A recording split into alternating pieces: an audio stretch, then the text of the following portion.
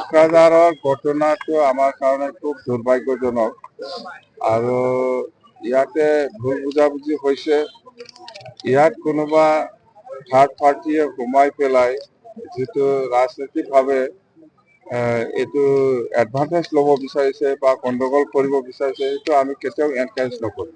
মুঠতে আমাৰ এটাই আহ্বান, আদিবাসী হলেও এই অঞ্চলৰে মানুহ, বড়ো হলেও এই অঞ্চলৰে মানুহ, শান্তি বজাই ৰাখক। আমি সেইটোৱে আপিল কৰিছোঁ। অকলে এই অঞ্চলৰে মানুহ, কোনো বাহিৰৰ মানুহ নহয়। আমি ইয়াতে থাকিব লাগিব, সাৰা জীৱন ইয়াতে থাকিব লাগিব, ইয়াতে কাম কৰি খাব লাগিব, একেলগে থাকিব লাগিব। ইয়াত কোনোবা ৰাজনীতি দলৰ এনকাৰেজটো লৈ পেলাই গণ্ডগোলটো বেছি কৰিব নালাগে। মোৰ এটাই আহ্বান। তৃতীয় পক্ষ থাকাৰ সন্দেহ কৰে নেই?